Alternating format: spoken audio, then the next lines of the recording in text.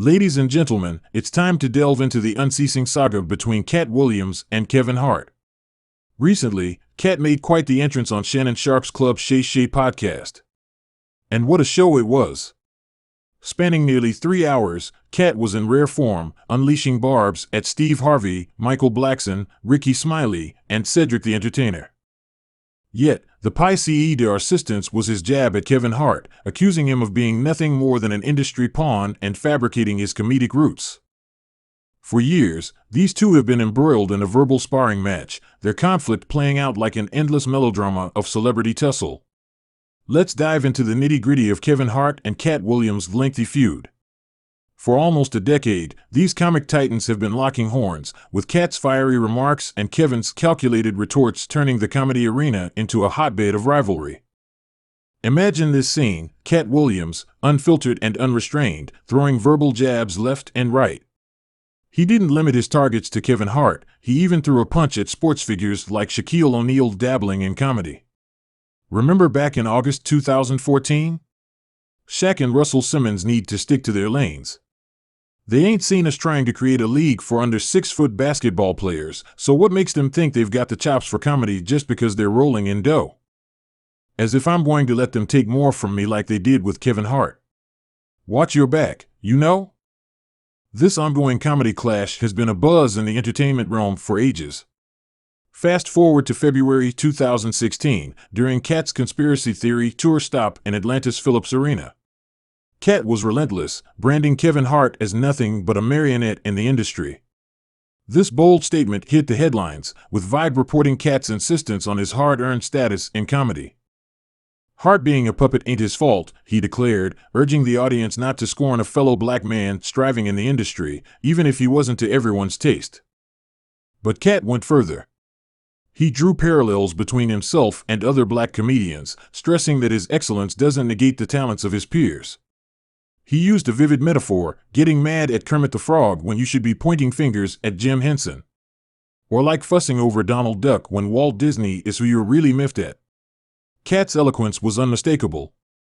If Kevin Hart's the pinnacle of comedy, don't boo a black man making strides. So what if he's a puppet? It's not his fault. Being better than some doesn't mean I'm above anyone. Aim your frustration where it belongs. Not at Kermit, but at Jim Henson. Not at Donald Duck, but at Walt Disney. Kevin Hart's reaction to all this was notably subdued. On Instagram, he posted a photo from the 2016 Academy Awards, hanging out with comedy legends Dave Chappelle and Chris Rock. He used the platform to emphasize unity among comedians, advocating mutual support and collaboration. Here's me, Dave Chappelle, and our brother Chris Rock at the Oscars. Real pros know the value of solidarity and mutual support. We're a rare breed in comedy, and the success of one opens doors for many. It's not about tearing each other down, but lifting each other up. That's something the insecure can't fathom. In 2016, the feud between Katt Williams and Kevin Hart intensified, especially leading up to Katt's conspiracy tour performance in Philadelphia on March 5. Katt had a bold strategy up his sleeve. Right in the heart of Hart's hometown, Katt Williams stirred the pot, throwing down a bold challenge to the ride along Star with a staggering $5 million wager. His words were direct and taunting. "I've seen what you've been up to on social media, Kevin. You're playing around. But if you're serious, let's make it real. In Philly, your turf, I'll bring my show. We can have it all: basketball, boxing, a rap battle, or a comedy showdown. Each event, $1 million stake. That's $5 million on the line, Mr. 28 million. Katt laid out his daring proposal: a basketball game, a boxing match, a rap duel, or a comedy face-off, each with $1 million hanging in the balance. He even poked at Hart's Forbes-listed wealth, suggesting he'd personally bring the cash. The twist? He dared Hart to show up without any white associates, to prove he wasn't just a puppet, all this while flaunting his iconic fur coat. Rewinding to a pivotal moment in Georgia, Katt faced an arrest after a store clerk wrongly accused him and hurled a racial insult. Katt defended his actions, standing up as a self-employed black man. However, in a surprising turn in March 2016 on V103 Atlanta's The Big Tigger Show, Katt reflected and offered a heartfelt apology to Kevin Hart. I shouldn't have dragged Kevin Hart's name through the mud. He's the comedy king by popular vote. We're both black men in a divided country, and I regret adding to that division. Katt's apology was sincere, extending to Kevin Hart, Heartbeat Productions, the Plastic Cup Boys, and all Hart's associates. It was a moment of introspection and reconciliation. Fast forward to September 2018, and the Hart-Williams saga took a new twist. The focus shifted to Tiffany Haddish. Williams, on V103's Frank and Wanda in the Morning, questioned her comedic chops and ability to headline a major tour. Hart, ever the defender, stood up for Haddish while on The Breakfast Club. He expressed frustration with Williams' tendency to blame Hollywood and systemic forces, urging him to take personal responsibility. "You had your moment, Katt. You were the chosen one, but you didn't show up. Your actions made you a liability, and that's on you, not Hollywood." Hart didn't mince words, highlighting Williams' missed opportunities and lack of support for upcoming talents. His message was clear: Williams had no right to criticize others' success when he squandered his own. The tension between the two comedians remained a simmering feud, rekindling in September 2021. Williams, in an interview with Baltimore's Persia Nicole, remained unyielding, viewing a comedy battle against Hart as beneath him. Thus, the ongoing comedic rivalry between Katt Williams and Kevin Hart continued, a relentless tussle of words and wits. Williams confidently asserted his superiority in a comedy duel with Hart, boasting a vast array of over 10 comedy specials. With a wry twist, he claimed he could easily pick just 2 jokes from each special, essentially leaving the competition floundering, unless they were of the prior caliber. Hart's impressive resume, including 52 movies, 11 specials, 49 TV appearances, and an Emmy, seemed inconsequential to Williams. He insinuated that the face-off might not be as predictable as one would think, making it a must-see event. "So, Katt, would you be up for a face-off with Kevin Hart? The fans are eager for this clash, for the culture. How about a comedy battle?" they inquired. "Would I be up for it? I pioneered this whole versus concept. Remember the first ever battle? Steve Harvey versus Katt Williams. It was a showdown of comedic royalty.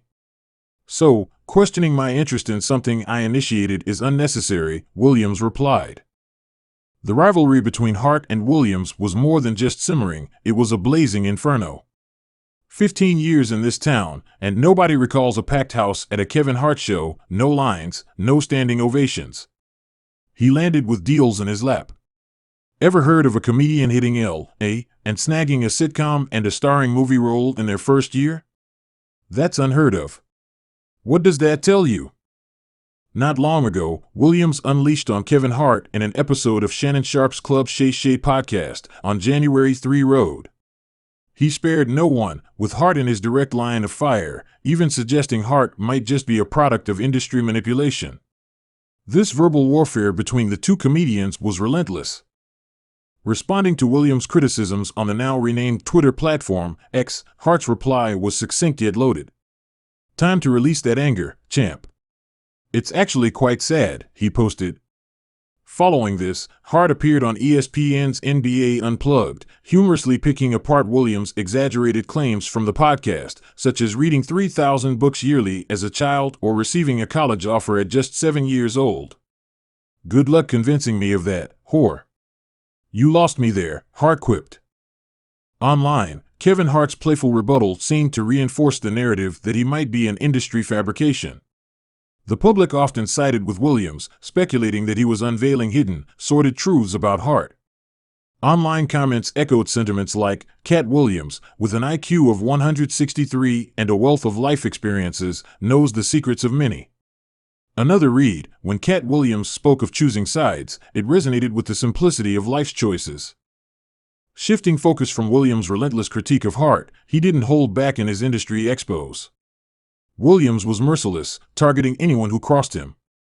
His accusations weren't limited to comedians, he implicated big names like Kevin Hart and Ludacris in conspiracies like the Illuminati. Chris Tucker wasn't spared either, with Williams suggesting Tucker was a far cry from his former self. But Williams' tirade began with targeting Rickey Smiley, denouncing him as a liar and criticizing his acting. This feud stemmed from Smiley's claim of being originally cast as Money Mike in Friday After Next, which Williams flatly refuted. Smiley countered on his show, maintaining his account and noting that the pimp characterization was an addition once Williams was cast. Cedric the Entertainer was next on Williams' list, accused of pilfering a joke Williams claimed he performed in 1998 on BET's Comic View. Williams held that. Williams unflinchingly maintained his stance that Cedric had appropriated one of his jokes, using it in the 2000 hit The Original Kings of Comedy with minimal alteration. Despite Cedric's denial, Williams was resolute, claiming that both Cedric and Steve Harvey had privately acknowledged and apologized for this supposed theft. Williams had let this pass silently for years, only choosing to voice it when Cedric publicly denied the claim in 2022. Moreover, Williams harbored deep convictions about the darker aspects of Hollywood, particularly around the notion that black male entertainers must conform to certain demeaning roles, like wearing a dress in films, to ascend the fame ladder. This theory, once dismissed as mere conspiracy, gained traction as more entertainers shared similar experiences. Williams himself questioned these industry norms. It makes you wonder, doesn't it? Why does it seem like every black man in the industry has to don a dress at some point? That's been my reality too, he pondered.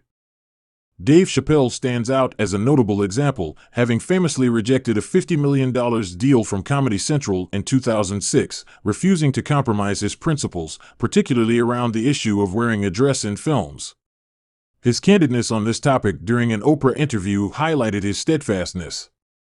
Williams' interview was a raw exposition of his unfiltered opinions on fellow comedians and the machinations of the entertainment industry.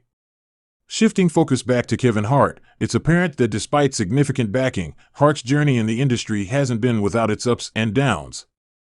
Currently, Kevin Hart is grappling with new challenges, even as Katt Williams rides the wave of success with his Dark Matter tour nearing sellout status. Meanwhile, Hart has been embroiled in legal battles, including a lawsuit against his former assistant. Hart had once mockingly compared Williams to lions on tricycles, an obscure yet telling jibe. Hart's recent cinematic venture, Lift, continues a string of underwhelming performances, sparking speculation about his true persona off-screen. On the flip side, Williams' candidness during the Club Shay Shay interview has translated into skyrocketing ticket sales, cementing his status as a powerhouse in comedy, akin to Floyd Mayweather in boxing. In contrast, Hart's recent endeavors, particularly Lift on Netflix, haven't resonated with audiences, adding to a growing list of less-than-stellar projects on the platform. This has led to a shift in public focus, with more attention on his Netflix misfires than other content. As for the trajectory of Hart's career, it's at a precarious juncture. He might need another blockbuster like Jumanji to rejuvenate his filmography. In sum, the ongoing rivalry between Katt Williams and Kevin Hart is more than just a series of verbal spats, it's a reflection of the tumultuous nature of the comedy industry. Williams, with his sold-out tours and unapologetic truth-telling, contrasts sharply with Hart's recent struggles. Williams isn't just about making people laugh, he's also shedding light on uncomfortable truths in the entertainment world. As the comedy landscape continues to evolve, we'll keep you updated on the latest from these two comedic giants, both on and off stage.